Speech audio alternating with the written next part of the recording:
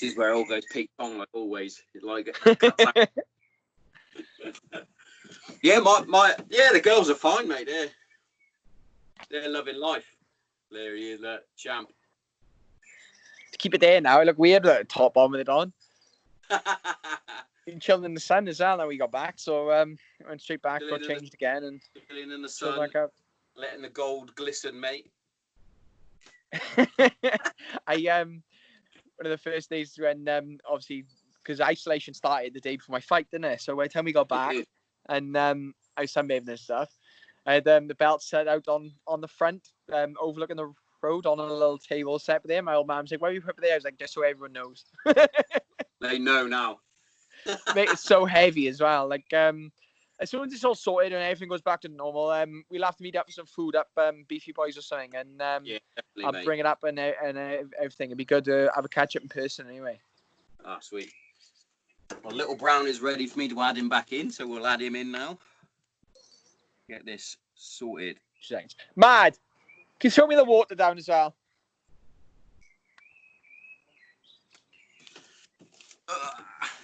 Should be calling.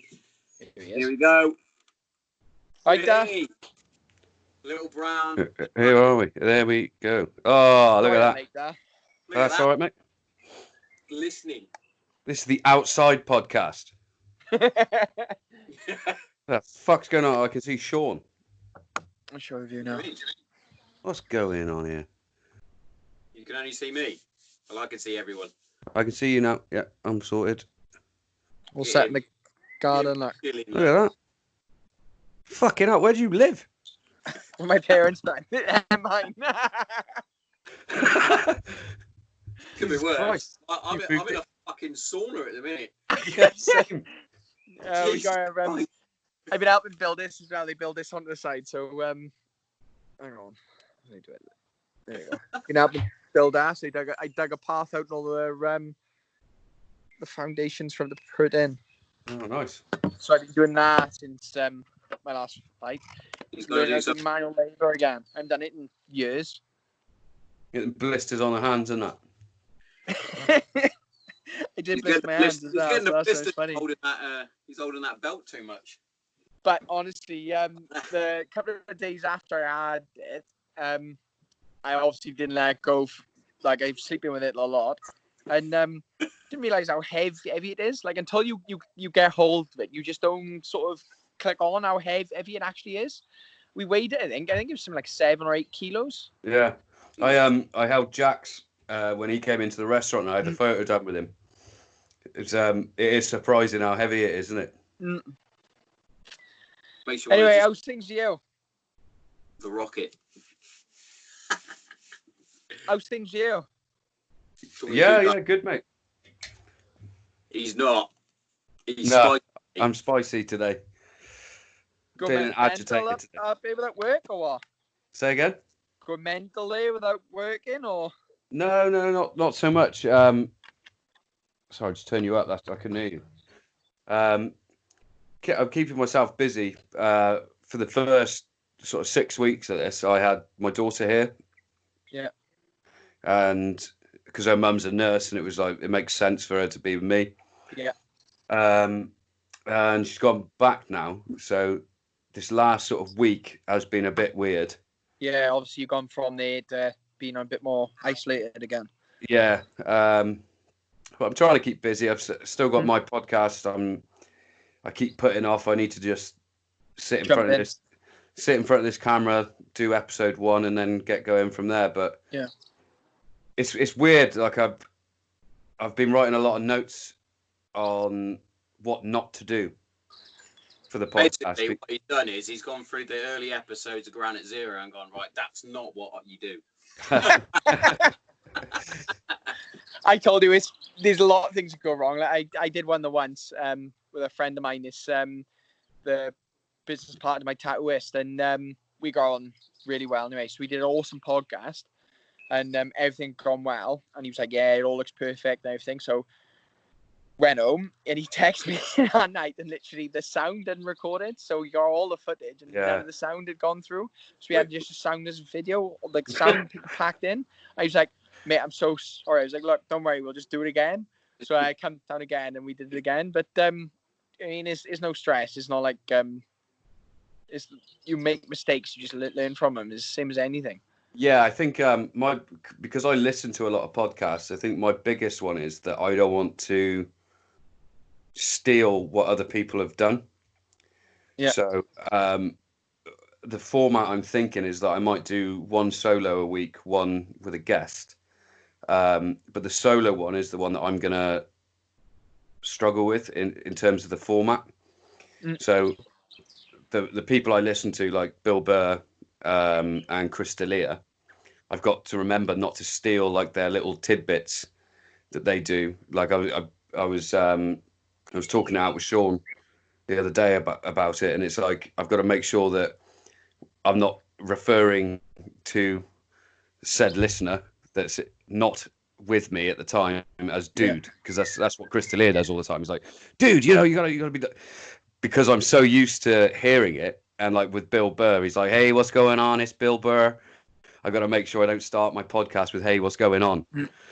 You know, just little things like that. I'm having to make notes and remember that I'm not Joe Rogan. I'm not the fighter and the kid. I've got to try and get my own thing. You know, I'm not Granite Zero. That's Sean. So I've got to try and somehow. What are you thinking of calling it? I've got the name. It's going to be Obsessive Conversive. Oh, as an exclusive for Granite Zero. The reason for that is that I'm not claiming to have OCD or anything like that, but I do have funny little quirks about me that my brain just will not accept. Yeah. And do you know what, boys? This might be a brilliant opportunity for me to get the ball rolling for the podcast, because I've been talking about it for fucking ages and just never done it. But there's little things that my brain just does not accept. And they do change over time as well, but I'll give you one example. So, you know, like the long sleeve sort of baseball t-shirts. Yeah. In my head, you can't wear those with shorts because, or a hoodie with shorts, unless it's like nighttime and it's got chilly. I always wear a hoodie with shorts. Yeah, that is my go-to look around the house is hoodie and shorts. See, if I saw you wearing a hoodie and shorts, I'd be like, no. And you'd be like, why are you saying no? I'd be like, Mace, are you cold? You cannot do that. Are you cold or are you warm? But see, there's a perfect temperature. So now, like the temperatures, this is perfect temperature for me. This is Cali weather. So the sun's out. It's like in between about 16 and probably the highest it goes about 22. Yeah. So it's shorts, and when it's windy, it's hoodie weather. That is the perfect temperature. Shorts and hoodie weather. See, no. No, see, no. Why are your legs so much warmer than your arms? Legs don't get cold. They do. Legs don't get cold. His legs don't. My legs get cold. I'm brown. Because he's brown. I'm not built for the cold. You have got a hell of a tan, mind him now. Yeah, but how are we even related is the question. Nobody knows. Me and Sean had a quick conversation beforehand, and I wanted to bring this up. And again, this is a slight steal from Brian Callen from The Fighter and the Kid, so I'll reference that. Have you two ever seen The Sun? He's sat in it right now. This is tan for me. I'm so dark considering where I was. I'll have a look. Hold on. Like what you said about you two being related. My youngest brother, he literally steps off a plane, and by the time you get from the plane steps inside the building, he's already got a tan. Is that Tame? No, that's Black Sheep. No, my youngest brother's Kai. Do you call him Black Sheep? Black Sheep, yeah. Come on, you got to explain that a little bit. Right, so Black Sheep the family. It's like the saying, the odd went out, the naughty child, he's the Black Sheep the family. So it's just because he's just not so much he's always done the naughtiest things, he's just always done stuff and deliberately got caught, or done stuff that's so stupid that he's got caught doing it. So like obviously I did wild stuff growing up, like stole motorbikes and ended up doing naughty stuff and fighting and all sorts. But my older brother did exactly the same things, but we never really got caught. He literally would just do stuff and almost hand himself in to the point where you don't know whether he's just stupid or whether he just does stuff to deliberately get caught. So he's always been the black sheep of the family, and he's always got some mad idea. So like, he come home a couple of weeks ago and like tried passing an idea off to my mum and dad that he wanted to grow weed in the garden, do an isolation. They was like, definitely not. Like, he's just wild. So he's always been the black sheep of the family. So that's the one I went to sort of help out earlier. That's one of the reasons I'm late. He rang me to say that he's doing a delivering job at the minute. He's changed jobs again. He does quite regularly. So he's delivering with Hermes and another company. And he'd end up getting a flat tire. So I went down to help him because he rang me to say he had a flat, and obviously he didn't know the rental, and he said, can you come here and just take me to a carriage so I can get a change of tire? I said, look, go behind the back of the van, look underneath, there'll be a spare tire underneath. And then he was like, oh, I don't know if there's a kit here or not. I said, look, there'll definitely be a kit there. So he had to go changing it, and they rang me back. He'd taken, like, he's not dull either. He does stuff that's stupid sometimes, but he's intelligent in his own way. But he managed to take the tire off, put the flat tire back on instead of putting the new tire back on. He took it off, put it back on, then took it off and fixed it again. So by the time I got there, he managed to sort it. So yeah, he does stupid stuff, but he's good as gold. He's just the black sheep. Yeah, but Darren's the black sheep for a different reason. But, no, me and Sean had that similar sort of relationship, especially with our school stuff. I managed to get throughout my entire high school career and not pick up a single detention. More so because of sport, and I'd use that, and it'd be like, you haven't done your French homework or whatever, and I'd be like, yeah, sorry, well, I'm gonna have to give you a detention. And I'd be like, you'll have to speak to Mr. Bradley because I've got a important cup game coming up. So rugby boys, like, yeah, rugby boys always weasel their way out of trouble. Well, I was always in trouble when it comes to thing, though, stuff mate, like that. Never. I just wasn't smart enough to use those excuses. Because I was in the first team in basketball, football, not football, we didn't have one, rugby. But I wasn't smart enough to go, oh, I can't, I've got rugby training. Because I knew it was Thursdays after school, I didn't have anything. Yeah. So in school, I was in the national team, obviously the Welsh judo team. Didn't make it into the GB first team, mainly because my training partner was in my place in the team, but I still qualified with them. And the Welsh team used to take us out to school basically on Fridays, and we'd go away competing. And so I was always like, I'd miss a day on Friday, go away, compete and stuff. So I was missing homework all the time and come back. And I was always in trouble with one of the teachers. And it always makes me laugh because at the end of the year, they give out awards. So like, I'd win an award because I won national titles in judo, which is like really hard to do. And I won it in like the 1 year I won judo, jiu-jitsu, and kickboxing titles, I think. So I'd won like a trifecta and different things. Like the judo one was ridiculously hard to win. I only ever won it 1 year, and like I said, big achievement in judo to win. Seniors is ridiculously hard to win because it's like an open. But anyway, and I won. I remember they give me an award for it, like a sporting thing. And then the other two boys who'd had events had like, they qualified for like the Dragons junior team or something, and it was like how can you put them in the same category? And it was just like they were so favoritism towards the rugby boys in school that any of the boys, some of my friends were all in the rugby teams, and anything they did in rugby, they were just sort of they just jumped straight on. Yeah. And like Madison, my girlfriend, we always, obviously you've met Mad, we always talk about the same because like she was obviously she went to the Commonwealth Games at 16, I think, and she said they'd still do the same with her. They'd like, she'd be going away competing in like Russia and stuff, and then they'd be like, oh yeah, and here's the boys who went to Newport and played rugby against someone else. And like a few of the boys that can understand it because like a couple of boys like Jared Rosser, he was my brother's age, especially my brother's year in school. Team Basham, a couple of those, like they're all in pro rugby teams now. Like that's their full-time jobs now, is playing rugby. They're doing legitly awesome, and they're the boys I can see being in the Welsh team in the future. Like I got no doubt in my mind they're going to make it. But those boys have always been driven. But my age in school, we didn't even, I think after we got to year 10, our rugby team stopped playing games because they couldn't get a team together because all my friends wanted to do was get on the piss and they didn't want to go rugby at all.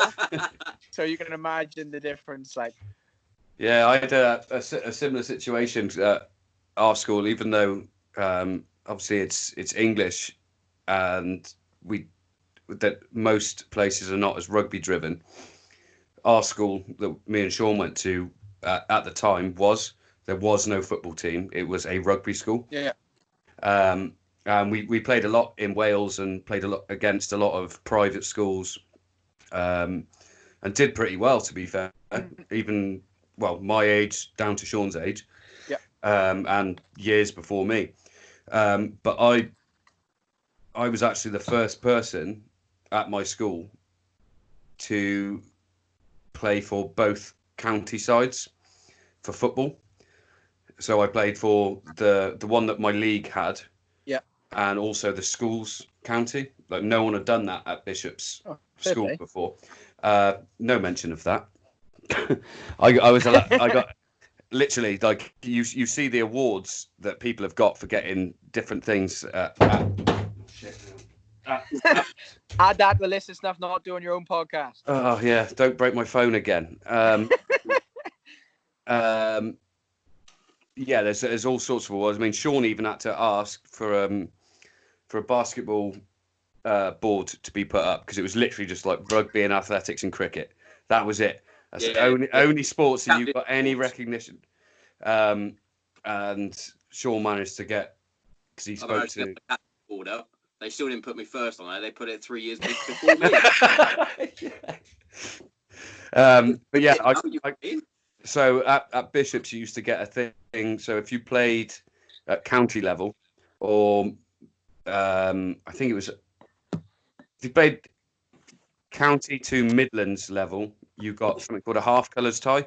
Yeah. So there he is. Like that. He's only got it. I'm going to ask you a quick question here. Are you sure that's not mine? Because mine isn't at Mum's. Oh, here we go. You stole my tie. That's the way. This is my one, because I had two.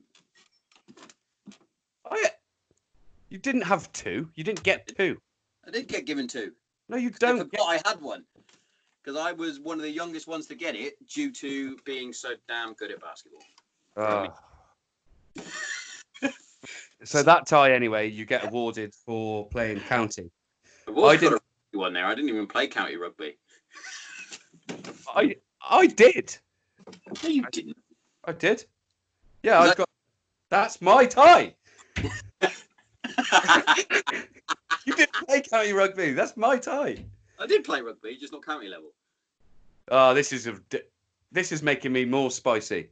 You've stolen all of my ties from Mum's house, haven't you? That's my half colours. You fuck. If I was there, I would slap the shit out of you right now. You'd give it a good go. I would. You give it a go. 2 meters, oh boys. 2 meter distance. Yeah. Our arms aren't long enough. Fucking monkey arms. You can always use weapons, boys. Yeah. Here's it. Okay, got a story for you. Weapons.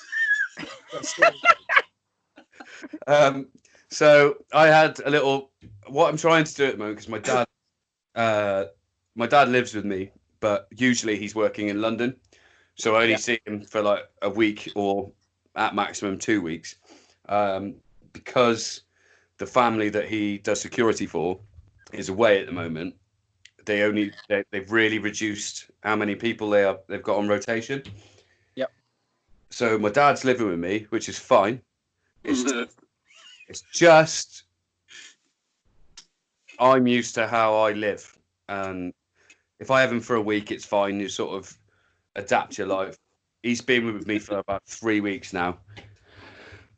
So it's not bad. I love my dad, but it's a tough one. So last night I thought, right, you know what? My old man likes to have a few drinks. He likes to go down the pub. I'll have a drink with him and have story time with Tom. Oh, here we go. No, but because the thing about my dad is he's got some, like, my dad served awesome with stories. Yeah. He served with the SAS. He was in the RAF for 22 years. He was in the prison service for 22 years. He's played professional football for God knows how many teams. He's lived in Malta, Malaysia, like literally all over the place. Lived about 3 lifetimes. Yeah. So I said to him, come on, Dad, give us a story. So here's a great story. And I think, Sean, you'll like this story. I think you'll like it because it's funny, but I think Sean will like it more because of like the RAF side of it. So, without bastardizing it enough, and this is something that I am going to do because on my podcast, I am going, because of this time when my dad stays with me, I'm going to do a section called Shit My Dad Does. And some of it is fucking infuriating. Some of it will be like, come on, Dad, give us a story and I'll put it on my podcast.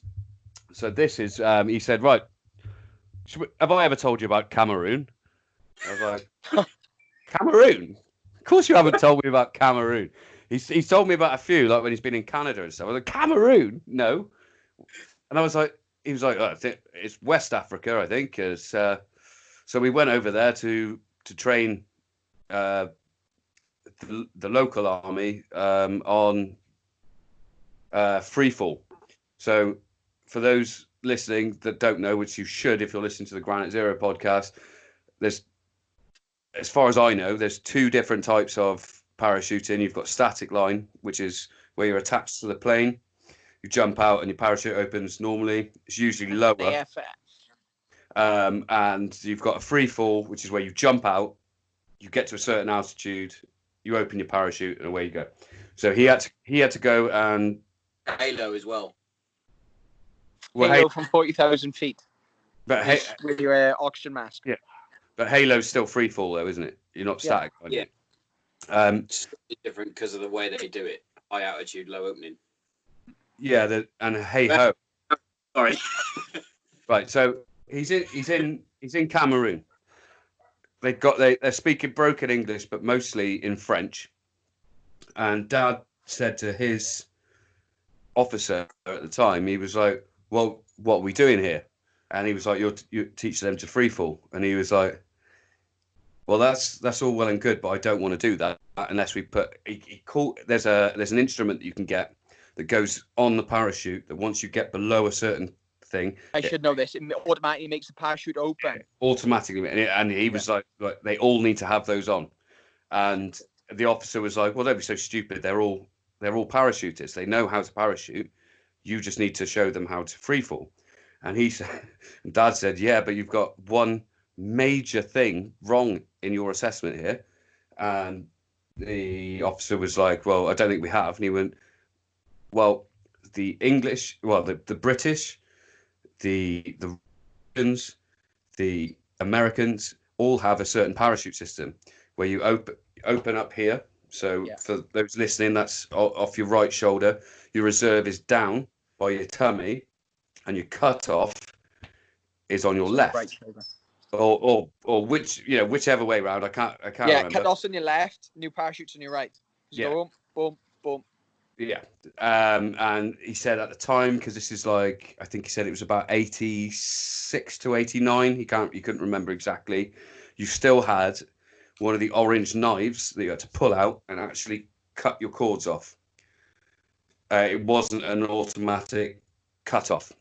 It's like a little knife. It looks like an invert, like a hook, but with a. Yeah, you still use them. You still have to carry one in case your lines get crossed. Yeah. So he said, so that's how all of the French do it in reverse. He said, "I guarantee you, there's going to be somebody that fucks that up." He said, "Even though we can tell them and they can speak a bit of English, somebody will get this wrong as they pull their chute. They're going to pull the wrong fucking one." Lo and behold, it happened. And this is where the funny bit comes in, and the weapons. So the one guy gets it completely fucking wrong. He ends up having to go on his reserve. Ends up in a fucking tree in the middle of an African field somewhere. With God knows, like giraffes and also, I don't know. But, just to paint a bit of a picture, there's probably, like, it's not like just going into Llanelli and landing in a tree. You're in fucking Cameroon. So he's in this tree. He's dangling from the tree. It took him like hours to find the guy because they didn't have radios. Of course they didn't. So they found him, and then obviously because the jurisdiction wasn't of the British troops, they were just there to make sure that they jumped out, well, fly the plane, jump out, Yeah. make sure that the responsibility went back to the Cameroonian. Is it Cameroonian? The people from Cameroon getting back down. So they attached machetes to sticks and were hacking him out of the tree. And he then fell out of the fucking tree.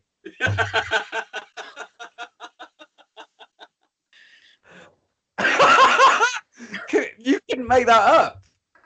No, you can't. I've done Machete. 38 machete to hack him out. Like, the health and safety over there doesn't sound the best to it.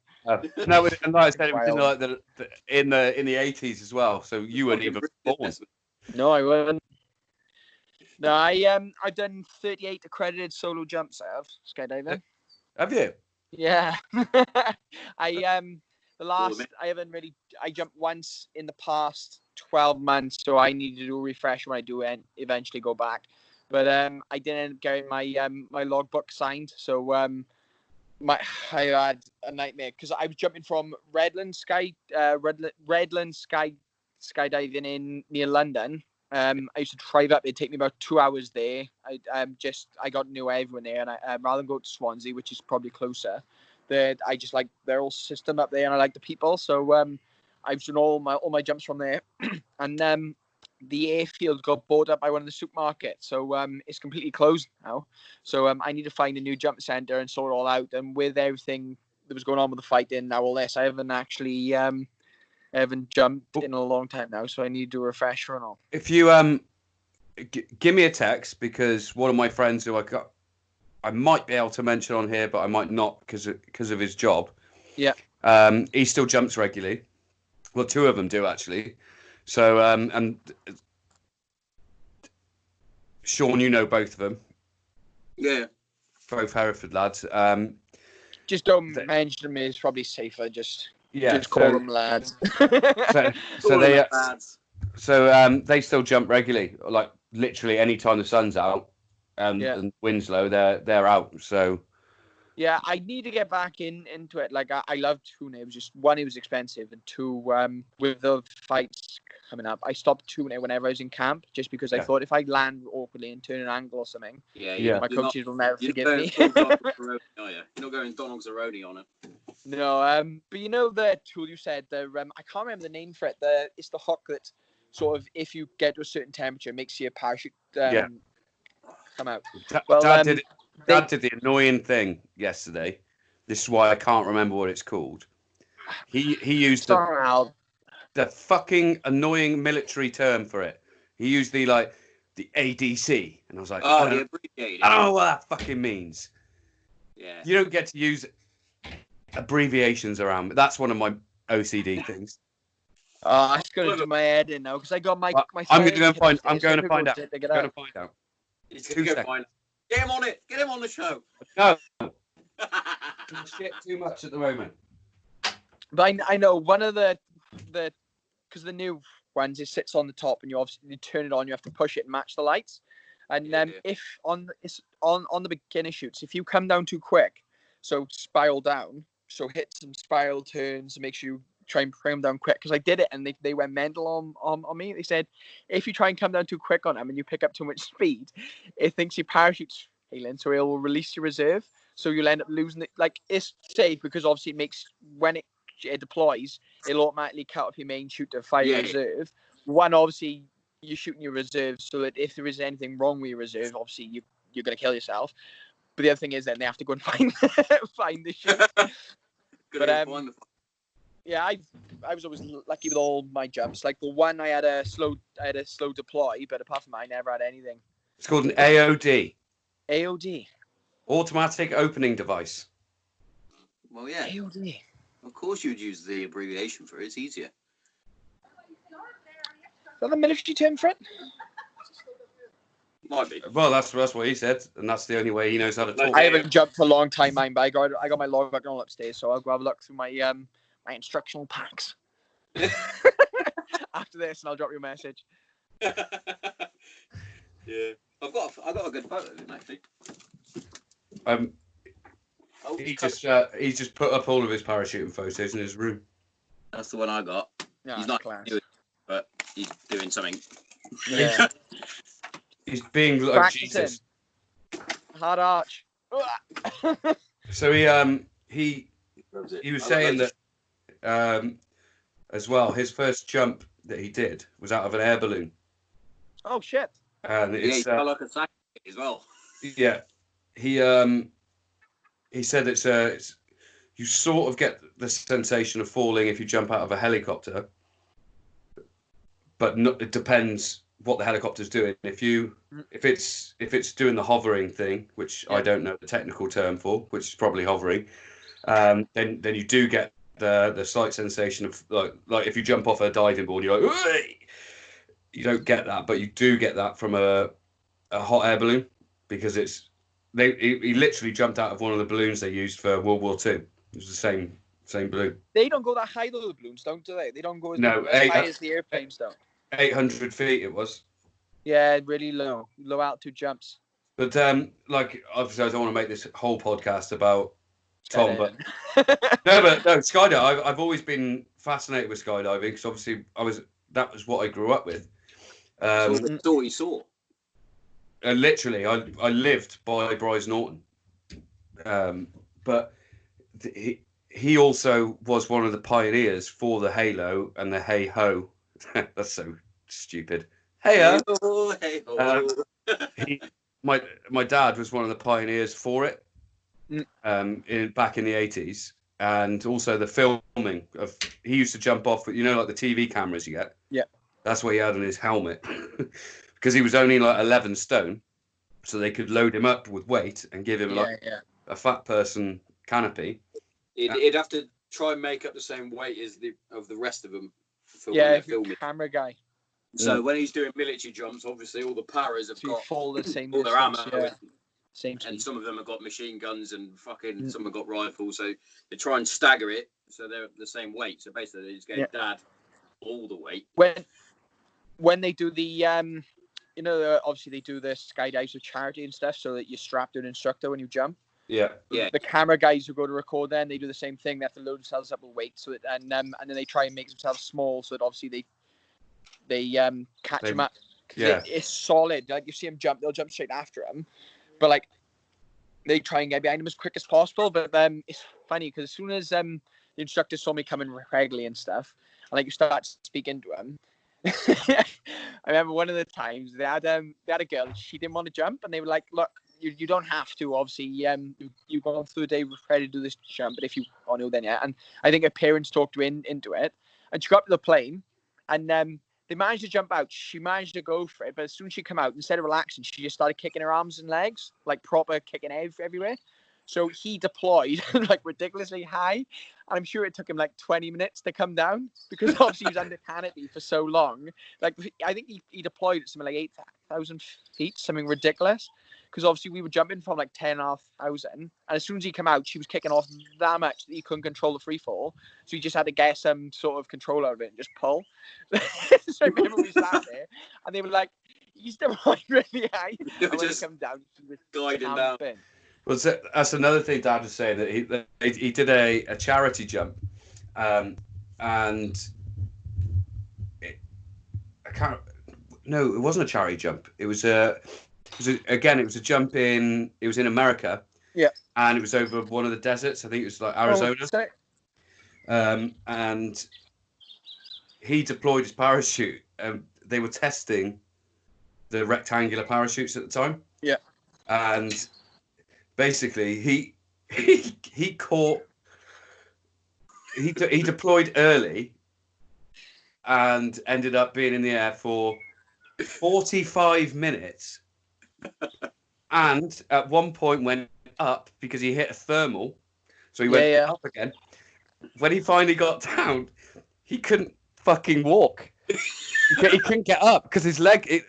He said it took. He'd been in here so long. It took him like 10-15 minutes to get feeling back in his legs because the power of the canopy be pulling up, and his harness cut Yeah. off all the blood, both of his legs. He couldn't walk.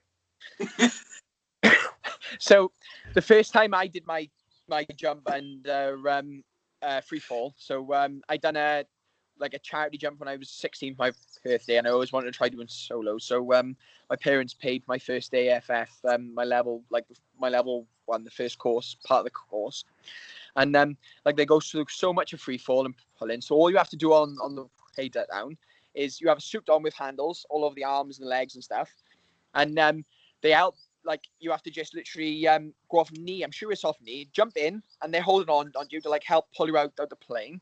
And all you have to do is practice pull. So you hit an hard arch, and then you wave off, reach, touch, hold, and do that 3 times. And that's all you have to do to pass the level. And we've done so much about being under free fall and everything, and they make sure it. And I smashed that. But as soon as I got on the canopy, they'd gone through it and all me, because I've been so focused on the free fall thing. All I can remember is pull a turn down and hold for 3 seconds. So I pull, hold for 3, pull, hold for 3, and they said just keep going back and pull. Well, I landed like a mile and a half away, and because you're under such a big canvas, a beginner canvas, what they say is it's like a bus, so the turning it is so slow. So they said what I was doing, where I was holding for 3 seconds, you're supposed to hold, wait till the thing starts moving. As soon as it starts moving, then count to 3.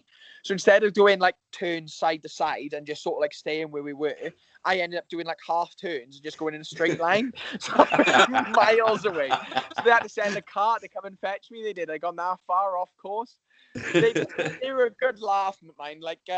Rather than sort of shout me out to me look, you obviously fucked it and you clearly didn't listen properly. It was look, it was you just didn't hold it long enough. Easy mistake to make, no problem. Do you want to go up again? I was yeah, of course, do the next level. But they were sound. I really got on with them in the course. The only time I've ever seen the guy who was in charge, he was an older guy, not old, and I think he was in his 40s or his 50s, and he was one of them ones sort of you don't mess with just because he was really nice, but if you pissed him off, he was serious. I remember there was a couple of Italians who come across, and they must be on a holiday and sort of come to do some jumps, and the one rule they had was when you're coming back into your landing what's it called, sort of your landing shape, I can't remember the proper term. I need to go through everything again. But when you're doing your landing pattern, you never go over the hanger, just because if you do come down too low and you hit the hanger, obviously everything's going to go wrong very quickly. So you never come over the hanger from a certain height. And I remember the only person who decided to do it was him, because he'd done 30,000 jumps, something ridiculous. So I remember these Italians come over, and the absolute shitstorm he kicked off afterwards. I remember I was just never piss him off. But yeah, it was good. I definitely have to get back into it again. It's just obviously with time constraints and stuff, and finding a new airfield and stuff is something I'd have to look into. Well, yeah, I'll try and hook you up with the lads that I know that still jumping. Yeah. Because they do jump regularly. They're That's forever, cool, man. Forever posting videos. The one lad posted one not so long ago of him. He posted the videos of him going out, and I think he wears a GoPro. Yeah. But apparently you've got to have a certain license for doing that as well. Even though the camera guy course. Yeah. Even though the cameras can now just be like a webcam that you put on your computer. Yeah. I got a question about that because I had a brand new GoPro. And I questioned about it to ask, and what they said is you have to do over 100 jumps for a helmet, I think, and then it's something like something like that for a full face helmet, and then to wear GoPro, you have to do over a certain amount. I've got their numbers wrong, but anyway, you have to do a certain amount of jumps. What they said is when you're jumping normally, if you have a GoPro and you don't fix it properly, or something happens and you jump normally, if your camera comes off and you got to grab it, and then that sends you. Obviously, you have to rebalance and stuff. And if you're close to your deploy height, it's just another thing that could go wrong. So, under regulations and stuff, you have to do certain jumps. It's a lot of stuff like that. Just jump in some hoops. You gotta be safe when you're falling through the sky. Yeah. You know what I mean? Even though I was at the Air Force, why do you want to jump out of a perfectly good airplane? Oh, it's good fun, mate. Good, really good fun. I imagine it's absolutely exhilarating. I've done a bungee. You done a bungee jump? Yeah. Fuck that shit. Yeah. Right. Fuck that. Basically, I go through stages where I think things are a good idea. And yeah, same as me, that is. we're on our first holiday, and we were walking down towards the beach, and I saw the bungee jump. I went to the missus, and I could do that easy. And she went, yeah, go on then. I was like, what now? She was what like, a woman. Go do it now. And I went, do you know what? I'll do it now. So you get weighed in that, and you stand on there, you get weighed, and obviously not at peak weight. When I went up there, they attached me to this fucking bungee, and it was pulling me over the fucking edge before I even got up there. I was like, oh dear. Then I got a bit sweaty palmed. I was like, this is stupid. You look over the edge, you're like, this is really stupid. And then they obviously count you down, 1, 2, 3, bungee. And I was thought, oh, fuck it, let's just do it. What's the worst that can happen? Enjoy it, though? Oh, exhilarating. You should definitely try a skydive. The two of you should. I was solos are way more fun than. I would do it, but I'm. The adrenaline rush from it was amazing. I was buzzing for like hours afterwards. Like,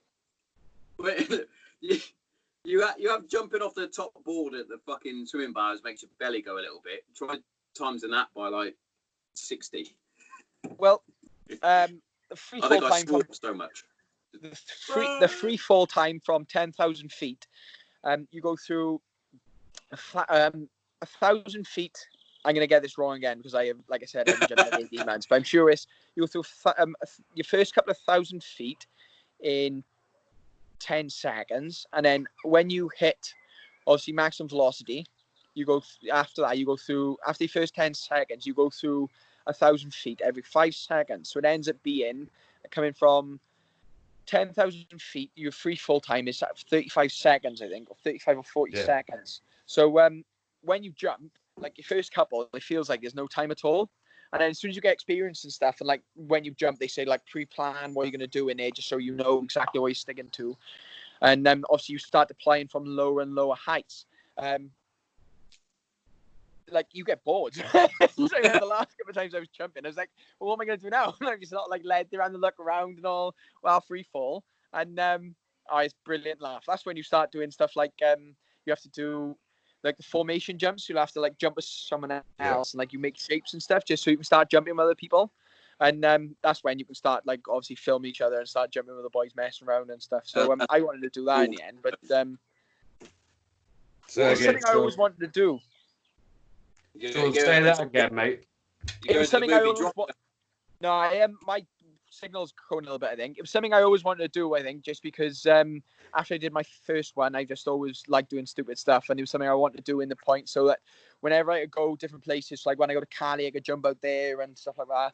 And I remember when I was boxing, I went to Vegas and I was going to jump out there. And I remember like looking to go when it was the only airfield was open when I was in Vegas was like miles away, and I'd have to pay for a Greyhound, and I hadn't booked it or sorted it out, so it was like ridiculously expensive. So I never ended up going. But it's such a good experience, and like I'd recommend for anyone if you ever get a chance, definitely have a go. And like the tandems are good, but the solo jump is so much more exhilarating. Sounds it. So what's more exhilarating then? Winning the championship or jumping out of a plane? Fighting. No buzz like fighting, but there's no buzz. That's why Cerrone does all the stuff he does, the mad stuff. And there's another reason why I do it is like if I don't fight for a certain amount of time, I get too wound up and I don't know what to do myself. So I always end up doing something stupid. So like stuff like riding bikes, skydiving, it was just another way for me to burn a little bit of adrenaline off and calm myself down.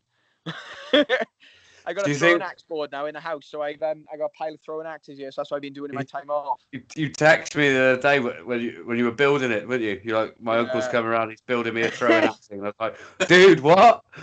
I'll show you now, so you can see it. You see it there in the the fuck do you live, dude? Seriously. You look like you're in Japan or something. Fucking gnome behind you. Yeah, I didn't know that. There's a couple. My mom's gardening that is. Can you see them? Another one over there, I think.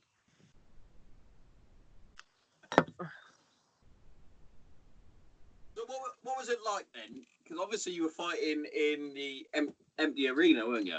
That must have been strange. Nah, it's normal. It didn't really make a difference to me. Like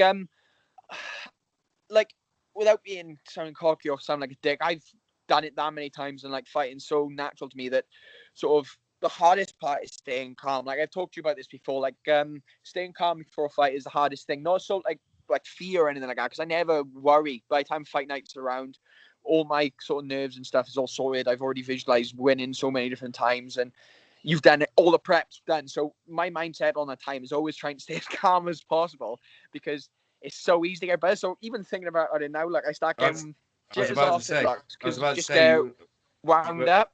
You could see your body language changed immediately as you started talking about it. It's trying to stay calm and even now, look. Relaxed and lying around and stuff and trying to stay calm about it. And then the only difference this one to the normal one was my dad normally gets into the coaching room with me, and he normally sits there until I make the walk. And just before I make the walk, he makes a run to the stands and sits my MAMMOTH, because the rest of the day stays in the changing rooms. So this was the first fight where my dad went in the change rooms with me, because he wasn't allowed in the vet venue. So it was just my coaching team. So and they are the most. One of my coaches is a bit of a stress head, where he goes, like, he worries about everything, and the other two are the most laid back dudes you'll ever meet in your life. So they're both like laid back and like, look, come on, to start warming up and stuff, and then like I'm doing a bit, and then we'll rest and we'll do a bit, and then rest and do a bit, and then they'll come around to collect you, and you'll start making the walk. But it wasn't really any different. Like when I was in there, all that was really different is I could hear my coaching team a lot more clearly, and I could hear his coaching team a lot more clearly. That was it, really. Everything else, like sometimes you'll hear like a comment off, like someone in the crowd will say something funny and they'll actually come through and you'll hear it.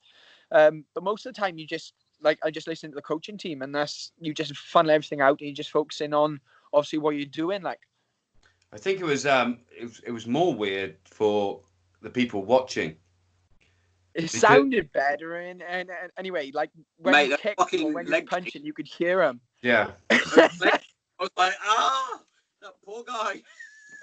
Well, I told you this before with the Desme fight where I was there kicking him. I'm sure it was a Desme fight. It was either Desme or it was I'm sure it was, or Alexi. I'm sure it was a Desme. I tore the calf off my shin, so kicking him that hard and just smashing his leg. But the calf actually, where I caught him weird the one time, my calf actually tore away from my shin. I didn't even know in the fight till afterwards, and I started having the nerves sticking out my leg, and I didn't know where it was. So I went at the doctor, and the local doctors are terrible. They literally went up and he sort of poked it and was like, "No, it's nothing. It's just a bit of a spot." I was like, "It's not a spot because it's only there if I put pressure down on my leg." "Oh no, what do you say? It was a vein." I was like, "It's definitely not a vein because I didn't have it before this fight." And he was like, "Yeah, it's just a vein. If it gets worse, come back." Like that's all they ever say, the doctors. So I went to see the physio, and she was like, "He's a complete idiot for telling you that." She was like, "It's a nerve. So what you've done, you've tore your calf away from the muscle sheath over your shin," and she said that's the nerve sort of peeking through. So she gave me exercise to do to cover it up, and it's back to normal now, sort of thing. But like those kicks, like they are like one of my most reliable things I use because they shut people down so much. And like I remember when I was training Cali, one of the times we went out, so it was me, Madison, my girlfriend, obviously. One of the local girls who trained with us before, Steph and Alice, they were all training at the same time. So they was all crashing in the apartment we had. We had a big apartment, big enough for everyone. So rather than stay in the fight accommodation, they come and stayed with us. And obviously it chipped in for everything. And so rather than pay for accommodation, they were paying for like chipping in for fuel and food. So it made everything a bit cheaper. And one of the times we were out there training, there was a group of Russians out there that I had met before, and they were two brothers, and they were known in Team Alpha. They'd been out there a few times, and this was leading up to the Desme fight. So one of the boy brothers had fought Desme before, and he knew I was fighting Desme, and he hadn't really met me a few times before. So being Russians and being like they were, they sort of wanted to challenge me to sort of see how good I was and see if like obviously they thought they were better, so they wanted to just make a point of sort of trying to beat me up in sparring. So it was one of the first days of sparring. I was actually sparring because I'd been off. It was before my fight before the Tasman. I had a little injury with my foot, so I'd been off for a little bit. So the first sparring I turned up to spar, one of the brothers, first thing he did was start saying stuff to Mad. So he was like flirting with her, saying, "Oh, you should be with me," and like flirting with her and stuff. And I was just there laughing and didn't say anything because it doesn't bother me. Like she's the same as me. She knows I'm so laid back, so I was laughing. And then he was like, "Do you want first spar?" So I was like, "Yeah, we'll go together first, no problem." And we before we start sparring out there, the first thing when you turn to the sparring session, a lot of time Danny will run the warm up, Danny Castillo, and then he'll give you like. He doesn't do it all the time, but sometimes he'll give you like live drills to do. So it was like combo for combo, landing on each other just to get warmed up and sort of get everything firing away. And like it's supposed to be like, because you're only warming up like 30% contact. So I went first. So I threw like a double jab turn on this boy, and it was nice and laid back and light, and like just literally touching each other so you know what's coming. And I remember he threw something back, and it was like a 1-2 hawk right turn. And I remember he just dropped every shot as hard as he could. So I just laughed. Blocked them all because I knew he was going to be a dick anyway, and looked across at Mad and Ellis, and they were laughing. And he sort of was like looking at me, waiting to see if I'd rise back, and I didn't. So I just kept going nice and light. And every time he was throwing, he was hitting me as hard as he could. And I was just thinking in my head, as soon as we go live, I am going to absolutely just demolish you, like you having a kick in. So this is the thing, because this Team Alpha Male, and like they're not from the gym, I'm not from that gym, so. You have to be careful with the regular guys, but because I know they went from there as well, and there's sound out there, so Danny could see what was happening, the same as I could, and they'll tell you to calm it down, but they sort of let you do what you want to do and let the gym sort itself out. You just don't be a dick. So like, if you spar with someone who's a lot, so if I sparred with someone who had never had an MMA fight before and started kicking lumps out of them before, then all they do is they probably put me with someone to give me a schooling, or they tell me to stop being a dick. I've seen it happen out there before. There was a welterweight who was picking on the lighter guys and some of the non-experienced guys, and they've given a bit of a shell in. So he picked one of the Brazilian guys who was tough as nails. He's like a world champion Thai boxer, and the guy literally just dropped him and flattened him into a corner. And then he literally said to him, "Look, don't do it again." But so me and this Russian go live, and the first thing I did was lead with a jab and just throw the low kick straight at his Achilles, my Achilles turn, same as I did in the last fight with Joe. Just nailed him as hard as I could in the angle, and then step back. And you could see him, because you can't check them, you can't block them. They're right round the bottom. You literally aiming to kick the Achilles, and it's such a sore point. And then I just hit him as hard as I could, and then started picking up with the jab and just kept drilling him. I know by the end of this round, the round of sparring we did, he'd taken about 10 of them as hard as I could into his ankle, and literally the last minute of the sparring, he couldn't even walk after me. He was just planting his feet, and I was just dancing him, picking him up and dancing back out. And he didn't want to know. After the first minute of me kicking him, he didn't even want to be in there. But like I said, the guy was a dick from the start, and if you're going to be a dick, then I'll just be a dick back. And after my round, he sat down. He didn't spar anymore because he couldn't walk on his foot, and he ended up having to take 2 weeks out because I literally bruised all the back of his Achilles and bruised his Achilles and like all the bottom of his calf. And his brother said something to me afterwards. He was like, "Oh, you spar too hard." I was like, "Well, no." I was like, "Don't act a dick with me. If you want to be a dick, I'll be a dick back." And I was talking to Mad and all about it, and she was like, "No." She was like, everyone knew what was going on, and like Danny gave me like a fist bump after it. They can see what's going on.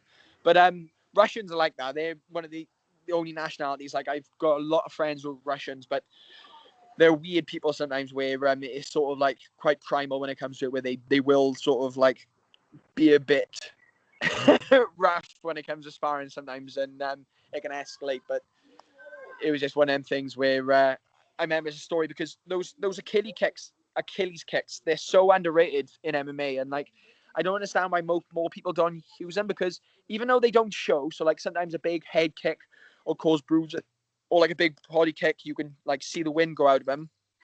Those Achilles kicks have won me so many fights, because as soon as people can't move, they can't do anything. Like as soon as their mobility's gone, like same as the Romans. The Romans won because they were more mobile than any other army. That's why they conquered so much. They built roads. They were that mobile, and a lot of things. The more mobile force will always win. And it's the same as when it comes down to fighting. Like if someone's faster than you and they're controlling distance and they're controlling the mobility and they're controlling the range, they're going to win. If you can stop them moving and you can control the range so that you're in and you're hand in, and then when you don't want to get hit, you're back out of range, then you'll win everything. And that's how I won. I beat Joe. I slowed him down, and then when I wanted to, and when he couldn't move so much, I pressed him against the cage, and then I started hand in, and then as soon as I closed, I knew that knee was coming, and that's what shut him down. So, where did that Achilles kick come from? Because I mean, I've done a limited amount of Thai boxing, a limited amount of MMA, but that was not something. Leg kicks are always to the top of the calf. To the top of the calf, or up to the middle of the thigh, aren't they? Yeah, top of the calf or top of the thigh. Yes, sorry. It was so we started seeing him in UFC a lot, and then I was talking it through with my Taekwondo coach. Actually, it wasn't my Thai coach, so to speak, at start. My Thai coach always wanted leg kicks to be nice and high, so he always said about dropping them, literally aiming for between the knee and the hip, aiming for that spot between those. Yeah, right in the middle. Right in the middle. I always aim for sort of the higher part of the middle. So I always, whenever I kick, aim for the top of the leg, I always aim for the sort of middle of the calf to the hip. Because if they do try to check, you're going to get up over the knee and then you're going to crack it down. But my Taekwondo coach had been about it before, and he's the same guy who helped my oblique kicks. So my oblique kicks, so when I side kick the knee, like I didn't use them in my last fight, but I do use them a lot. So the side kick into the knee, they're brutal kick. It's a horrible kick, but it's efficient. Do you know what I mean? Like you're trying to tear the MCL, the ACL through by side kicking the kneecap out. Yeah, that was all through him. So he's a really chilled guy. He's really nice, but yeah, he's one of the ones who helped me, and then my Thai coach just helped me perfect it as well. It's interesting. That's what I love most about mixed martial arts, is that it changes all the time. As soon as something becomes effective, something is invented to counter it. It's like John Jones's eye pokes, or his or his oblique kicks. Do you know what I mean? They're effective because they work. Yeah. But eventually somebody will. There will be a counter to what is going on there. It's the same for all combat sports. So like when I was in the judo, there's a jiu-jitsu move called the Japanese necktie, and it's a submission where you sort of it's a choke. It is. And I remember in judo, there was I'm sure she was a Brazilian girl, and she went through one of the tournaments and literally Japanese necktie everyone in her weight division, and the setup and the way she did it was so different that everyone started doing it. So my coach, who's still my coach now, my judo coach at the time, he was like, look, this is what we need to get used to. So he started running it through with us. I was like, you need to learn to defend it because everyone's going to do it. I remember the next European comp we went to, everyone was trying it. And that's the way it goes. Someone does something that works and everyone tries it. So sort of like, what was the good example? Remember the snap kick? So who's the famous kick guy? Van Damme. Remember Van Damme? Jean-Claude Van Damme, yeah. Jean-Claude Van Damme was like doing the snap kick with someone, and I think it was John Jones, and he knocked someone out in one of his fights, and then everyone started trying it. Same as that. It's like something lands and it lands well, everyone starts doing it. Oblique kicks are another one. Obviously, John Jones's oblique kicks shuts people down, and it's another tool in your arsenal. You shouldn't ignore it. So it's like Anderson Silva's teep to the face when he knocked. Was it Vitor he knocked out? Yeah. And then brutal. He got what? TRT Vitor as well. Yeah. He crumpled him, didn't he? Yeah. Oh, he literally did as well. Like they synced out. It's funny when you catch people like that because like he caught him, and instead of like you see people get dropped, so like you catch them and they fall back. But when you catch someone properly and you catch them, their legs give way. So like, rather than get like sort of knocked over, they actually they crumple into themselves, and that's what happened with that kick. He kicked him, and he just sort of remember his head going first. So his head hit his chest, then his chest went in, and then he crumpled into himself before he hit the floor.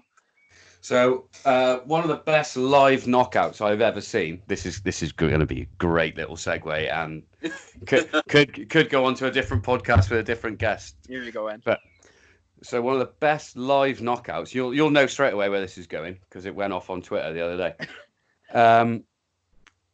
Was Nathaniel Wood knocking out some random Italian at the O2 for Cage Warriors before he joined the UFC. Fucking hell of a punch. I was there live, and I've still got the video somewhere of me just going, ah! The Italian comes forward to the 1-2, honey, and as Nathaniel sort of takes half a step back, he clips him with a long left hook, and the guy just literally just falls over like a dead body, like he corpsed him. Now, a mate of mine, I think he's a mate of yours, Mace, a guest of Sean's, Jack Shaw, actually got into a Twitter back and forth with Nathaniel the other day. Nathaniel is part of another friend of mine. Another friend of Sean's, Brad Pickett. How would you see that fight? Look how close you've got to the camera. You're so I'm really excited about this. I am excited. Jack, I've trained with for a long time. Nathaniel Wood is legit, and Brad Pickett is good. I think Jack could beat him, just because I don't think. Just from watching his last fight, so watching Nathaniel Wood's last fight where he lost to, can you remember the guy's name? Dodson, Dobson. So Dobson specializes in close ranges fights because he's got short little arms, but he literally punches so fast he looks like a drill going off. Like his arms move ridiculously fast. And Nathaniel Wood had reach, he had length, and I think if he'd gone into that fight with a better game plan, he would have won. The end of round 1, Nathaniel Wood obviously went back to his corner, and the only advice he got given in that fight was to push on, and then he pushed on, ended up getting clipped and got stopped. I didn't rate his game plan in there. Like, if you're fighting a shorter fighter, especially one who specializes in short range fights, then fight him at long range. Like, don't fight him in their whole game. So I think Jack does Jack's game plan unbelievably well. It's very hard to stop him taking you down. He's got very good striking. People haven't seen his striking yet. Mostly because all he does is take people down and sub them out.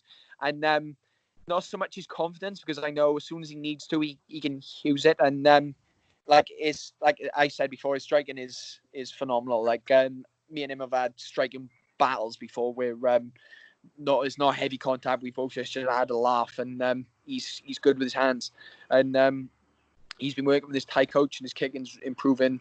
So I think in a stand-up war, I think Nathaniel obviously could clip him, but I'd back Jack on that, not just because he's a Welshman. I could just see him beating him, but I won't really want to see him fight.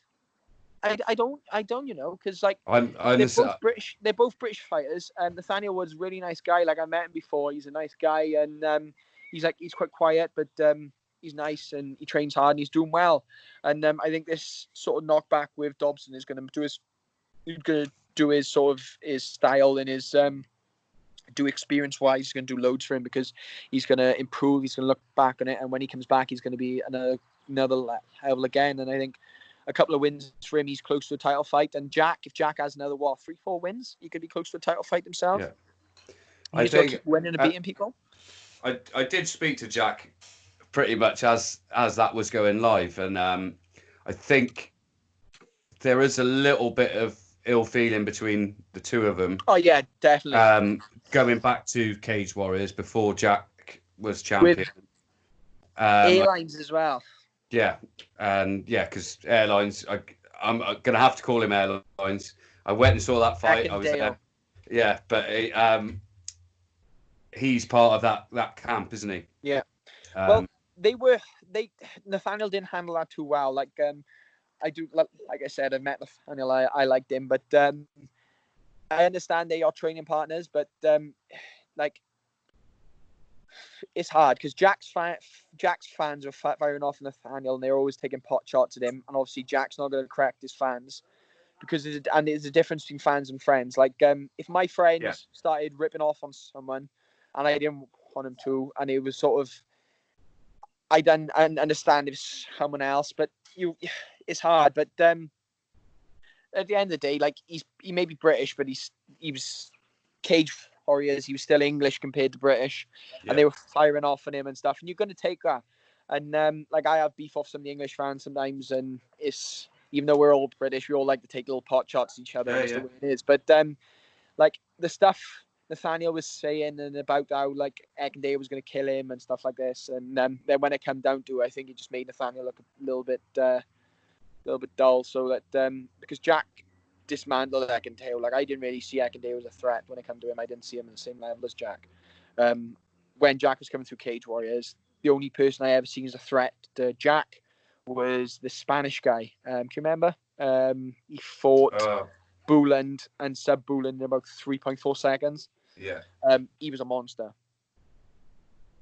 What's his name? The one who kept calling Jack chicken all the time. Yeah. But again, on Jack's behalf, when I spoke to Jack about it, Jack said, "Look," he said, "it's not up to me. I said I'd fight him happily, but it's the matchmaker's hands." So like, this is what I see when people say like, "Oh, who are you going to fight next? Do you want to fight Paddy? Do you want to fight so and so?" I'm like, look, it's nothing to do with me. I get offered names. All I've said is when I spoke to my manager, I said, "Look, I'm happy to fight whoever you want. I'd love to fight the UFC veteran if that's possible, but I don't really get to say to him, like, I want to fight so and so." They literally say, like, written into my Cage Warriors contract I signed for when I won the belt was, your first defense, you have no option but to accept.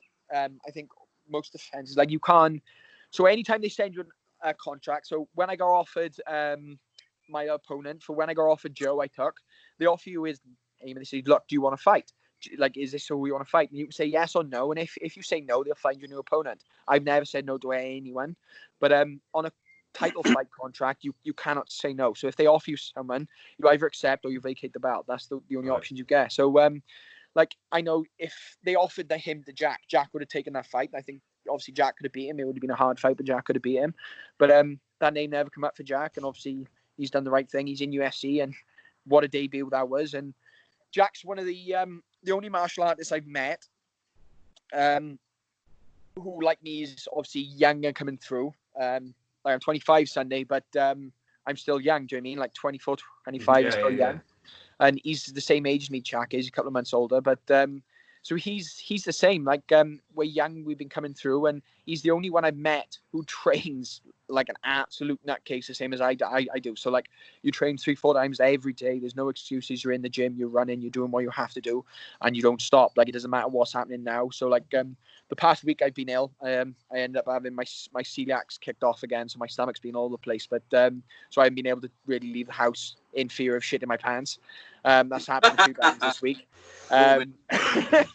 But apart from that, I train constantly. It doesn't matter whether I'm in isolation or not. I'm in the gym. I got keys to the gym, so I'm training there, hitting bags, doing my kicking sessions, lifting weights and running. Did some crazy shit with a chair.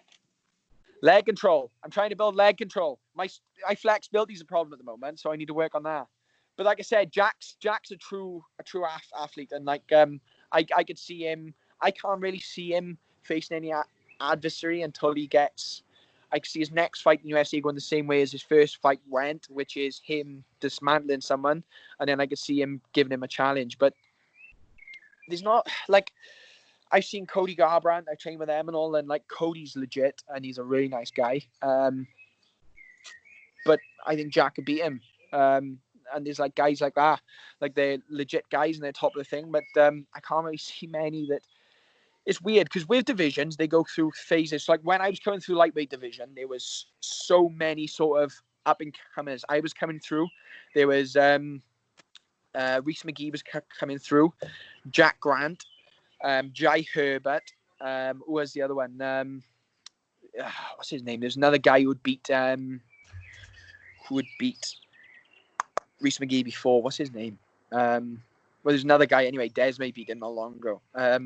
And then there was obviously Desmay, who was like floating around. He'd been an old head. There was Soren Bach. And then there was like Jakobsen. There was Perry Goodwin. There was like 9 fighters who people could see going for the title. And all of a sudden then, by the time it came after Jai won the title, everyone disappeared. There was just me. Desmay, I beat Desmay. Desmay then had beat Jakobsen to make sure Jakobsen was out. Perry Goodwin had changed weights. Reese had changed weights. But that's the way they go. So a division goes from being stacked to empty. And I think that's what happened with the bantamweight division. Like, it went from one time where there was sort of like there was Cody, there was who's the guy who popped twice? What's his name? TJ. TJ. There was TJ. There was obviously there's all these different names of bantamweight, and they were all legit fighters. And now a lot of them are still there. They just sort of like, you don't see as much of them anymore. Like, especially what's happened with the belt now, where obviously Cejudo's got the belt. I don't think that does anything for divisions. Like, 2-weight champions who don't really defend too regular, I don't think that does anything for the belt. I think it just makes the division go stagnant. You've got it with the lightweight title at the minute now. So lightweight in UFC's gone a little bit stagnant just because obviously Khabib's been sort of, he was off with obviously what's it called? What's the word I'm looking for? He was suspended for 12 months? Yeah, when he was on a fight where he decided on a fight. And then sort of he come back, and then obviously all this has gone on. But like, it just doesn't do any good when all this stuff happens. It's weird. It doesn't help divisions, and it just makes it all go weird.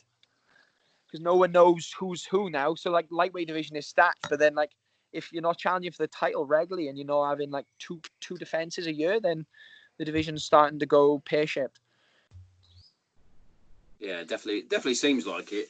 But, and it's this fucking annoying time, isn't it? Like, my Instagram and Twitter is full of what's going on in, 9th of May? I think they're having 3 fights over about 4 days, aren't they? Yeah. 3 fight cards, sorry. 3 fight cards, yeah. They're stacked, but it's weird. I think the thing that UFC are doing at the moment, or were doing, is slightly diluting the fights, because they were having, because of the whole Reebok thing, the whole ESPN thing. I think they were giving us like so much all the time. That's why I still enjoy going to the Cage Warriors stuff, not just because I know the likes of you and I knew Jack. I've spoken to Nathaniel before. Nice guy, Nathaniel. Yeah, like a few people that obviously Brad would be there now that Sean's spoken to, etc. It's not just that; it's the how it's spread out throughout the year. You're not getting that constant, slightly diluted card, if you know what I mean. Yeah, so you know, instead of having loads of with like one name on it, but loads of them, it's like that's a proper card where you've got where it's stacked. Yeah. So, like, for example, when you defend your title, it's gonna be a loaded card, isn't it? Because people haven't been active because they've been in lockdown, but B, because Cage Warriors isn't on every other week, just to keep the TV ratings going. So what do you think? Do you think I'll get a fight again this year? I think you'll get a fight again this year. I think it'll be what we now coming August into May is set now. the date for now. They have. Yeah. So what's August for? Cage Warriors, Cardiff. Oh right. Well, yeah, I reckon you'll get on that. You're a lightweight champ. But it's my card. Any card in Cardiff is my card. There's no Cage Warriors show in Cardiff without me. Yeah. I'll fill it up.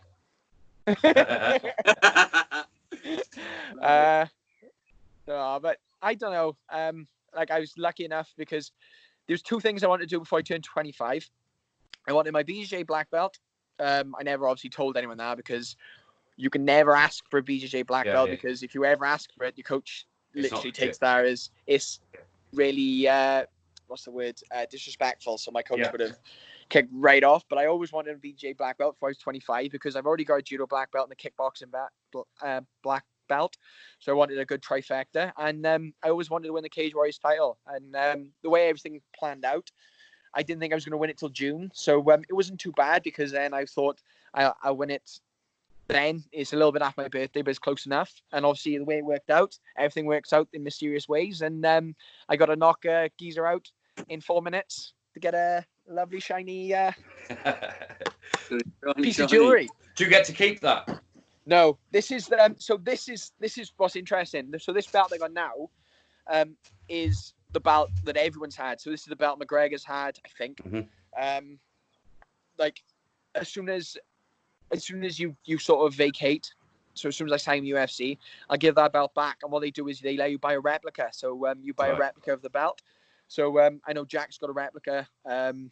I'm hoping they'll let me buy a replica from my first thing, and then every time I do a title defense, I can buy a replica for that. Because I know in UFC, when you win a title, you get a belt, and then every time you win the title again, they give you a brand new belt every single time. They changed that now, though, haven't they? The new one, they give you rubies in it. They give you rubies. Yeah, they do a thing around the thing. Do they not give you a new belt though every time with that, with a different ruby in? Mate, I'm pretty sure they do. I'm sure they still give Rogan a call belt with just a different ruby in. So I'll give Joe Rogan a call. All right. A speed dial. I didn't hear that. My sound's a little bit funny sometimes just because I'm outside. Yeah. He's outside. It's funny. It's funny. It's a funny, slightly sad story, but I did actually have an in to the sort of Joe Rogan, Brian Callen, etc. In that when I first started talking about doing a podcast, which is probably about 10 years ago, I got back in contact with a comedian that I knew that I didn't know. I met him. I met him when I was working in New York outside a comedy club. A guy called Brody Stevens, who was good mates with Joe Rogan. I've heard of him. Yeah, well, he heard of him. A year or two ago, he actually ended it all, just killed himself. But I was in quite good communication with getting Brody on my podcast, and then Brody then started suffering really badly with his mental health and sort of lost communication with him. But yeah. It's funny, isn't it, that you're that one person away from being yourself included, like Uriah Faber, all those guys at Alpha Male all know people like Rogan, etc. Yeah. It only takes one thing, and there was I don't know if I spoke to you, Sean, about it, but recently Rogan had the first Welshman on his show, didn't he? Who? I'll find his name. Actor? Ash something his name is. He does like exploring and stuff. Oh, sick. He loves random things like that, though. I have to do something instead of fighting, man. I think he's getting fed up with taking fighters on. Ashley Dykes, his name is. Ash Dykes. No, I never heard of him. He's, Explorer. Yeah, he does exploring. He does a lot of Thai boxing and stuff as well. He doesn't do any exploring now. He's not allowed out of the house for more than an hour. He does what he wants, mate. It's this guy here. I don't know if you can see. It's blurry. It is. Send me his account. Okay, I'll screenshot it now and I'll text it you. Press the little arrow in the corner. There's a little up arrow. See, like an arrow. Push that, and you said share account with via message or something, and you push that, and then you can send it me. Oh, share this profile. Yeah, I got it. There we go. Look. Learn something new. There we go. Dragon nose. Yeah, well, he actually gave Rogan a Welsh flag, I think it was.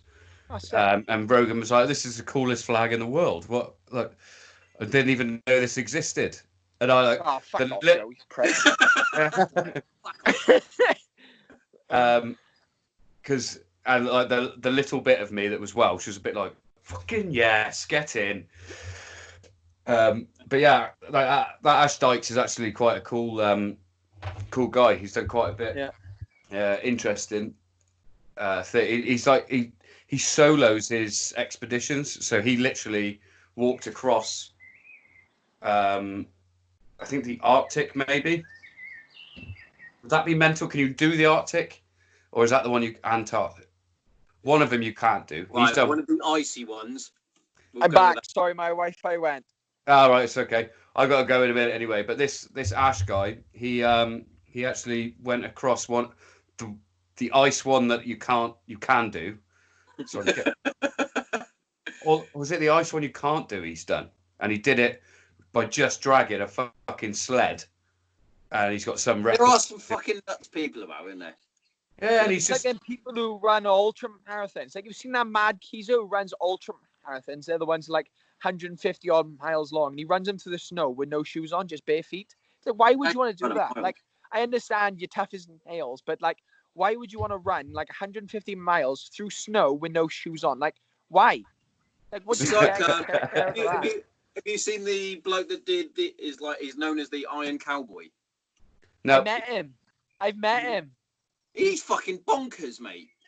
I've met him. He is such a cool guy. Like, he's a bit Wasn't it money orientated 50 now, but states? he's Like wild. 50 triathlons in 50 states or something. In 50 days. 50 days, 50 states, 50 triathlons. Yeah. Ironman, sorry, not triathlon. Ironman. I mean, they're hard, but Eddie Izzard has done something similar as well, hasn't he?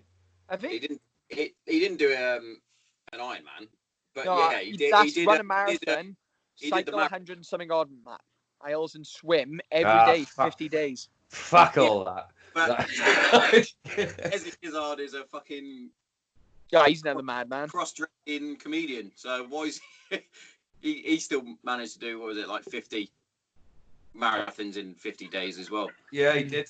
Weird. In South Africa, he did it for the Mandela thing. Yeah. That the Iron Cowboy, when I seen him at in California in Team Alpha Male, Uriah had him in to do like a speaking thing, like a speech. And like inspirational talk and tell us about his story and all this stuff. But anyway, I was speaking to him about it, and like I asked him like a couple of questions, like how did you manage to eat? Because obviously it's only a certain amount because they were traveling in between, so obviously he was only sleeping a certain amount of hours because you had to cycle, you had to run all that distance, run a marathon every day. You had to cycle and the swim as well as eat, and then travel to the other, obviously the next state. So like I was asking him questions like, when did you get to sleep? How did you eat? And he was saying he learned how to eat while running and stuff like this. And like after every sort of Ironman, they'd rub him down as soon as he landed on the chair to fall asleep. And he said like the last couple of days, he basically went clinically insane because his head completely went. So like he couldn't do any interviews anymore because he couldn't actually speak properly. Like his body just started shutting down. And then he said after he'd done them all, he couldn't just stop because the doctors basically said to him, look, it's physically impossible to do 50 Ironmen in 50 days. He said, but if you're going to do it, they had to like do loads of things. He had to do loads of prep work. And then afterwards, he said it took him something like 3 months. We had to slowly cool his body down. So like do lighter and lighter exercise. They said if he'd stopped, his body had got that to like a weird state where he was running for so long distances and cycling and swimming every day that if he'd stopped, his body would have just completely shut down. He would have died. So he did something like 2 to 3 months of cool downs. We had to do something light every day to get his body back to normal, and that's why he didn't die. Like he's a mental guy, but it was a brilliant time speaking to him. Like it's a good documentary on Netflix. Oh, it's awesome. I'll check that one out if I can ever get back to my telly. That you watch and you're like, why are you doing that? Right, boys, I'm gonna have to get shifting because I've got a barbecue to cook for my father. I think I've got another interview anyway. Happy days. Happy days. You guys carry on chatting. I'm going to have to love you and leave you, and hopefully I'll speak to you both soon. I got 30 minutes away, but it's good to see you now. Stay safe. All right. And you, mate. See you later. See you later, Sean. Bye. Right. Sean. You good? Yeah, mate, I'm good. I'm good for a new couple more minutes, mate. Yeah. So have you talked to anyone in Cage Warriors? You had anyone from Cage Warriors on recently? Not recently. No. Funnily enough, the two that I was supposed to have on, so one we did do the interview. I'm not going to mention his name. It turned out to be one of the worst interviews ever. Oh, good. Well, tell me after you stop recording. Yeah, I'll tell you after. And the other one you actually know. And every time we've booked a slot, he hasn't arrived. So, right, yeah, fantastic. Yeah, but yeah, you're the main man. But obviously, I've had Liz Carmouche on. She's now in Bellator. Yeah. Jack obviously had on, and the legend that is Brad Pickett. That was quite a funny one actually, having Brad Pickett on. He was telling me all about Brad has a good laugh about all his Lego that he does and that. Well, there's the commentator for Cage Warriors, Brad. He's a really good laugh. Like every time I do a Cage Warriors event, we always end up having a good chat and stuff. And I know he's had battles with mental health in the past. And I'm sure he's tweeting not long ago that he had a battle with substance abuse as well. I remember he's mentioned it when we spoke before. So he'd be a good guy to have on, and I'm sure he's got some wild stories. Because he's been all the commentary, and he always talks about how he always ends up getting covered in blood because he sat so close to the cage. But I'll drop a message and see if I can get him in touch with you. But he's definitely a guy. And obviously he can get you in touch with all the rest of the Cage Warriors guys. But I did a chat with. I said I did a chat. That's the wrong phrase. I did some training with. Is it Josh Palmer? Josh Palmer, yeah. He was all right. He's not my type of guy, but he was all right. But doing some training with him, he was very much. I don't know if he must have been picked on or something as a kid or picked on during jiu-jitsu training. Because he was a purple belt when I went, and I was completely wet by the ears. Never done it. I did a few rolls with Darren before, so I knew how to lock in a Kimura and do a fucking decent guillotine. That was about it. And he was putting me in arm bars, and all sorts. He was putting me in all these positions I've never been in, and it was like, are you going to show me how to defend these or learn? Just keep subbing me like. But he'd literally just suck it in like straight away. He'd be like, fuck it, got me again. I was trying to think who the head trainer was. Dosky. Can't remember his Not good with names. Terrible with names. Something Dosky. He beat Dan Hardy in one of their first ever Cage Warriors. I think it was Cage Warriors or something like that. Lee Dosky, his name. Lee Dosky. He's missing one of his teeth in the front. But anyway, he was a really, really good coach. Like, he would literally explain to you exactly how you want to be coached. Yeah. That Palmer bloke. Like, one bit we were supposed to be doing like MMA jiu-jitsu sort of thing. So you'd start and fit and whatever. And he almost got me in his armbar, and I lifted as though I was going to slam him to get out. And he was, no, mate, you can't slam. We're not allowed to slam. And me being wet behind the ears, I let go, and he put me in the fucking armbar, didn't he? I was like, dickhead. Not having that. I fucking had him, though, when we went into the boxing sparring. I had him then. He was having... I fucking plastered him. Fucking hell. Funny. That was actually quite funny, because they had a bloke that was, I think he was Portuguese, and he was on his way up trying to get into the pro ranks and what have you. And he was literally, if you won, you'd stay in. So it was first to 10 points. If you struck to the head or the body cleanly, it was a point. A bit like amateur style sort of point scoring. And I must have been in there for about 4 or 5 fighters, and this bloke was like, "No, I'm not having that." This fucking pro fighter gets in with me, and I was holding my own for a bit, and then all of a sudden he like went from 60-70% sort of he stepped it up he stepped it up, and I was like, "All right, I'm just here for a bit of fun, mate." But yeah, so it's all good. I was talking. I ended up doing a show on my own the other day. That Darren, like he said earlier, he was having a bit of problems, like clearing his head. His daughter had got back and what have you. Yeah. And it was his birthday, in fact. So I phoned him up, and he turned up. I was like, "You ready for this?" He was like, "Yeah." And I was like, "Something's not right here." Like, "You're right." And he was like, "Yeah, I've just had a bottle of rum." Oh, fucking hell. Yeah. So he was a bit too pissed. He ended up going for a nap, and I decided to do a live Instagram / YouTube sort of podcast, like how I originally did it. And the night before, I watched a documentary on the white collar boxing, which is something that I've done before. Yep. And when you're involved in the white collar boxing, you don't realise how bad it actually is. In the way they match. Mate, it's atrocious.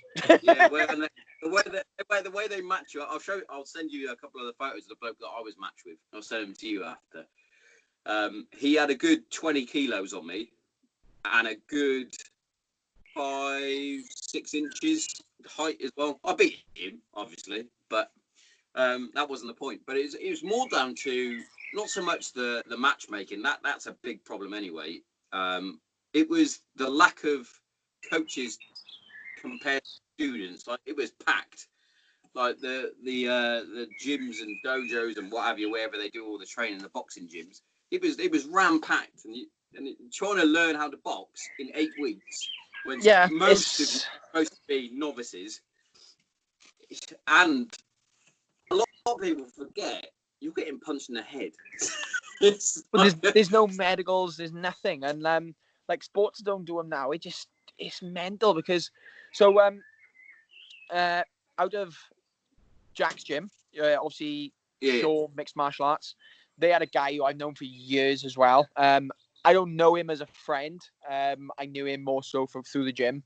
I'm terrible with names, and it's not really my right to mention his name anyway. But I do know that he was always competing in different things. Always doing this and doing that, and then he ended up getting brain scans. I'm sure he was going to go pro, and it came up that on his brain scan that he basically had a problem with his brain, that if he took an impact, he could die. So imagine someone like that guy in white collar. There's another one now in Team Alpha Male, Vince Murdoch. He signed with UFC, and with the American circuits he'd been on before he got signed, they never did one medical test, and he did his brain scans for UFC. Obviously, the part of the medical process to get in, and they said, "Look, you've got a dodgy valve in your brain that basically any impact, so someone could hit him in the head with a pillow and he could have died." And he's been fighting mine for years.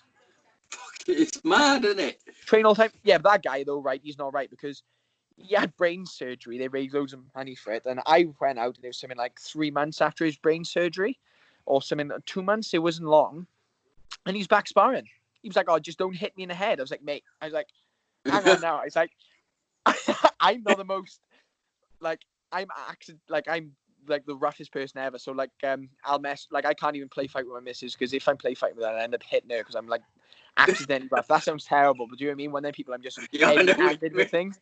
Like I don't worry about that. She kicks harder than me, so if we ever got into a scrap, she would definitely come off there. Same. Like if we start like messing play about, she goes, "You don't know you're too strong. You don't understand your strength." I'm like, exactly. I haven't done anything. But so like I was like test sparring with him. I ended up getting hurt actually, because like I was toy sparring with him and like trying not to obviously land anything to the head and just like working the body and stuff and just throwing stuff over his head, thinking like don't go anywhere near his head, because if you do and like you do catch him, the guy's gonna die, because that's all I had in my mind. You're gonna kill him, like.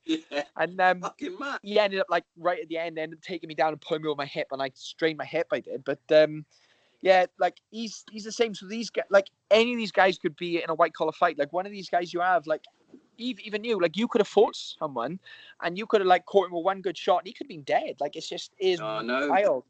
And like the bloke in the documentary ended up having like 2 strokes. They were saying that he was sat there talking to his dad after the fight, and he was like sort of talking but not really, like severely concussed clearly, and he was going through the part of the stroke then.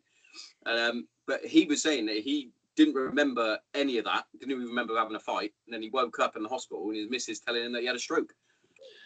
So in the gym, there's a guy who was in the gym with me the once. Basically, I gone in because I was meeting a kicking session. I'm sure I told you this. I'm the kicking session with Carl Betty, my taekwondo instructor. And I got to the gym early, and I never got to the gym early. And when I got to the gym, my boxing coach wasn't there because it's his gym.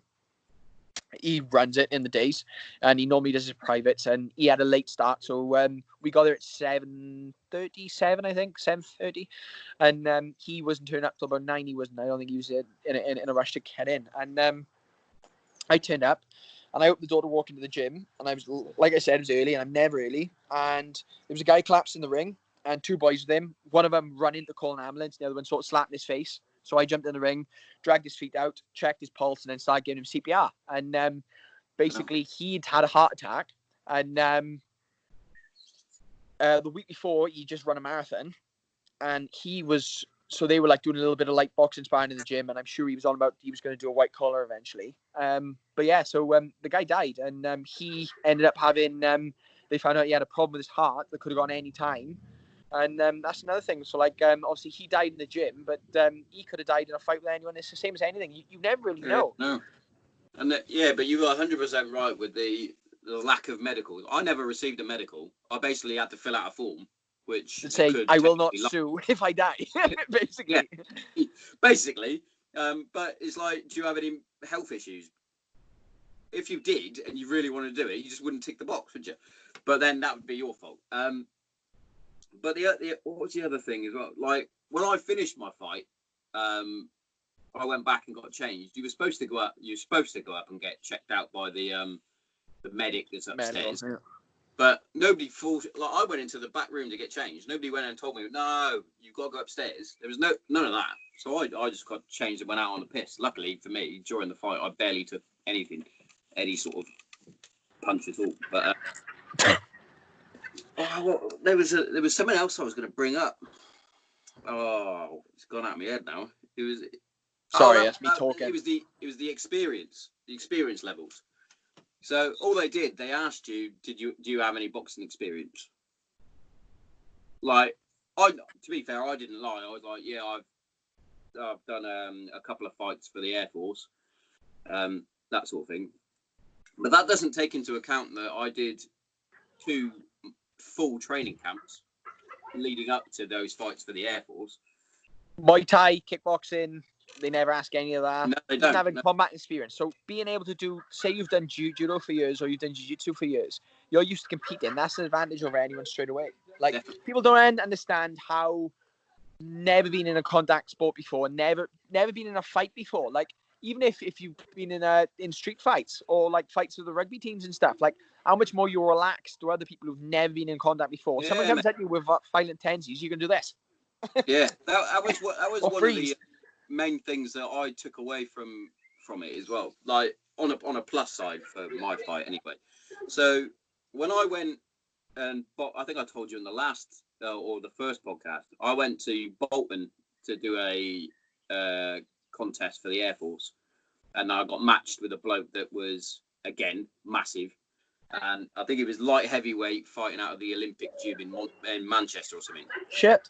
But when I first went out, my legs went to jelly because I wasn't used to. It was only about 500 people there, but I wasn't used to that. Wasn't used to any of that. So I went out. My legs had gone already. I had like a massive adrenaline dump. Managed to outbox him in the first round just by jabbing, basically just like that. Fuck off. And then in the second, he caught me with 2 or 3 decent shots, and my legs had already gone anyway, and I was like on the floor, and I was like, oh, I'm done. But as soon as I walked out in this white collar fight, sorry about that. As soon as I walked out in this white collar fight, I was like, oh, my legs are here. That's the first thing that went in my head. I've got my legs, which is obviously quite an important thing to have. But I was relaxed, and a bit like how you were saying earlier, not saying it's any sort of comparison. No, it is. It's fighting, but fighting's fighting. I couldn't hear the crowd. All I could hear, and to be fair, this is because Darren, I've always listened to Darren whenever, with any of my fights that I've done previously. I didn't even listen to my corner because I knew, I sort of had an inkling they didn't really know that much about boxing. Yeah. Not saying that Darren knows everything, but he also knows how I like to fight. Yeah, you trust him as well. I'm short, I'm stocky, I'm going to try and get inside, I'm going to work from the inside, work nice from and the close. inside, use the heavy shots that I'm Yeah. accustomed to. So all I could hear was Darren shouting out the same combo throughout the whole fucking fight. All I could hear was 6-4, 6-4, which is obviously he wanted me to do the Mike Tyson hit to the body and an overhand right or whatever it was. I can't remember. That's all I could hear. And then that was, to be fair, that was the end. That was the combo that I actually finished him with. But it was a good experience. But once you're out of the bubble of the white collar and you actually watch it back on the telly, on the documentary, you're like, oh yeah, that's really shit. Like, when I was there, I fucking loved it. I was like, I'm fucking training twice a day, sometimes 3 times a day, and then you'd go up to the white collar fight training area and do another couple of sessions with them. I was in full fight camp, mate. I wasn't fucking about. That's the way, Bat. That's the way. I lost like 12 kilos I lost doing it as well. I was well happy. Oh, fair play. Not now, though. I'll put it all back on now. Fat bastard. Okay, now. Isolation weight, but it don't count. Yeah, isolation weight. I should be losing it doing them runs and that. Oh. I gotta get back running properly. I have. It's just I'm not really set onto it. So I'll get back to it eventually. But I'm not in a massive rush to get back running. But I've started a little bit of light, obviously, before my stomach started going. Yeah. And obviously this week now I'll start back fresh, and Tuesday, Thursday I'll get my runs in, and Saturday and go from there. Well, before we came onto the podcast, we went for a walk. I've got a lovely fucking. I might be able to show you actually, and the fucking fans of the show at the back of my fucking shed. What have you got? So it's out the back of the old shed, if you can see it. Oh, what's that? All there's fucking massive fields everywhere. So oh, nice. I've got a lovely area that I can go and fucking have a jog, which we discussed today. I have to put all my fucking old uniform up. It blocks the sun out. But yeah, I need to start doing a bit more than I am. I've been hopefully my boss ain't listening. I've been sneaking off to the roof of one of our buildings. Yeah. We've got all the fucking nice weather. Do a little circuit up there. Come home, nice. do a little bit more. But I just need to do a bit more of the old cardio side to start losing some of me fucking puppy fat. Do some light walking in the day. Fasted cardio. Do a couple of miles in the morning. Yeah. To be fair, I've got no excuse. My main excuse is now my missus isn't at work. I can take the car to work. Yeah. That's the big thing. I've got a fucking really decent road bike that I can use to go to work. It's just Who can be arsed with that though? Yeah. It's the fact that this is how mad it is. Instead of getting up at 5:20 to drive to work, I would have to get up at like 5:45. Yeah. And I like that. I like that little bit extra. Yeah. I've got to go. I have, but mate. That's no problem. I've got to shoot anyway before she starts saying you've been on the phone for 3 hours again. Thanks for having me on again, but mate, like I said, I'm sorry I was late. It's always a privilege, mate. And I'll catch you again soon, champ. Speak to you soon. Try, boss. Bye, mate.